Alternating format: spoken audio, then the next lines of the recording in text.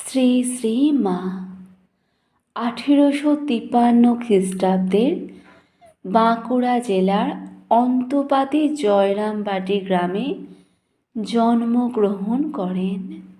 শৈশবকাল হইতেই মায়ের মধ্যে আধ্যাত্মিকতার স্ফুরণ হয়। সরলতা ও প্রবৃত্ততা এই অদ্ভুত বালিকার চরিত্রের ভূষণ ছিল। তিনি রজনীগন্ধা ফুলের প্রতি তাকাইয়া ভগবানের নিকট প্রার্থনা করতেন, যেন তাহার চরিত্র ওই ফুলের ন্যায় শুভ্র ও পবিত্র হয়। পূর্ণচন্দ্রের প্রতি নিরীক্ষণ করিতে করিতে ভগবানের নিকট প্রার্থনা করিতেন, হে ঠাকুর, এমন সুন্দর চাঁদেও কলঙ্ক আছে। আমার চরিত্র যেন সম্পূর্ণ নিষ্কলঙ্ক হয়, উহাতে যেন বিন্দু মাত্র দাগ না থাকে। ভগবান মায়ের প্রার্থনা শুনিয়াছিলেন। যিনি সীতা, যিনি রাধা, তিনি 150 বৎসর আগে আবার ধরাধামে অবতীর্ণা হয়েছিলেন শারদায়িনী মা শারদা রূপে। তার কত রূপ! তিনি শতরূপা সরস্বতী শারদা। ভক্ত কবি লিখেছিলেন এবং আমরাও মনের আনন্দে গেয়ে থাকি। 1260 8ই পৌষ মায়ের আবির্ভাব। বৈকুণ্ঠ হতে লক্ষ্মী এলো পৃথিবীর এই মাটিতে। জয়রামবাটিতে মহামায়া জন্ম নিল ভক্তি প্রেম বিলাতে। জয়রামবাটিতে ইংরেজি মতে শ্রী মায়ের জন্ম 22শে ডিসেম্বর 1853। পিতা রামচন্দ্র মুখোপাধ্যায়, মাতা শ্যাম সুন্দরী দেবী। জয়রামবাটি গ্রামের অনতি দূরে আমাদর নদী। 3 মাইল দূরে কামারপুকুর গ্রাম, যেখানে অবতার বরিষ্ঠ পরম পুরুষ শ্রী রামকৃষ্ণ জন্মগ্রহণ করেছিলেন 1836 সালে। আধুনিক যুগের রাম সীতা অথবা শিব পার্বতীর বিবাহ হয় 1859 সালের মে মাসে, বঙ্গাব্দ 1266 বৈশাখ মাসের শেষ ভাগে। অপূর্ব সে পরিণয়, যার পরে স্ত্রীকে জগৎ মাতা সরস্বের আসনে বসিয়েছিলেন স্বামী, আর স্ত্রী সারা জীবন ছিলেন শ্রী রামকৃষ্ণ গতপ্রাণা। মা শারদা তার পতিকে দেখেছেন গুরুরূপে, পিতারূপে, এমনকি সন্তান রূপেও। শ্রীমা বলছেন, জপ ধ্যান সব সময় আলস্য ত্যাগ করে করতে হয়।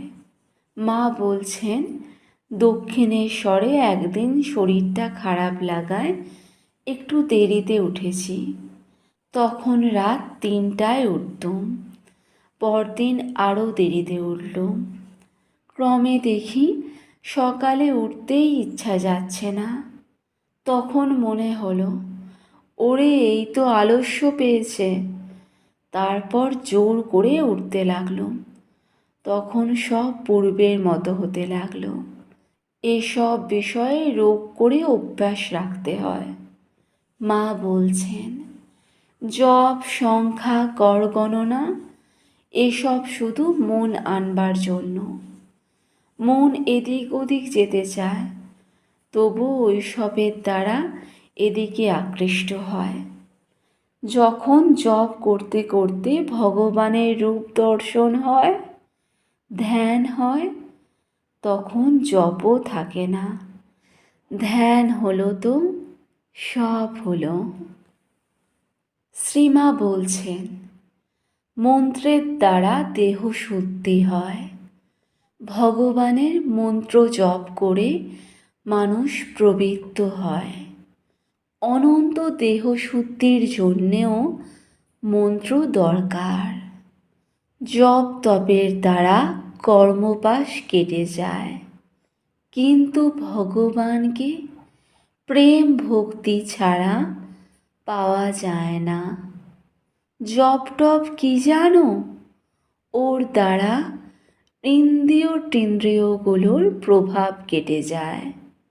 জলেতে ইচ্ছা করেই পড়ো আর ঠেলেই ফেলে দিক, কাপড় ভিজবেই। নিত্য ধ্যান করবে, কাঁচা মন কিনা। ধ্যান করতে করতে মন স্থির হয়ে যাবে।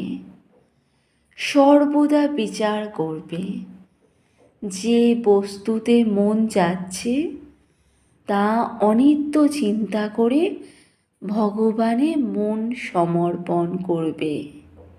একটি লোক মাছ ধরছিল, পাশে বাজনা বাজিয়ে বর যাচ্ছে, কিন্তু তার ফাতনার দিকেই দৃষ্টি।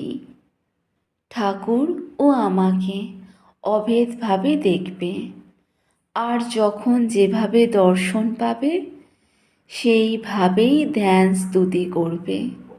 ধ্যান হয়ে গেলেই পূজা শেষ হলো। হৃদয়ে আরম্ভ ও মস্তকে শেষ করবে।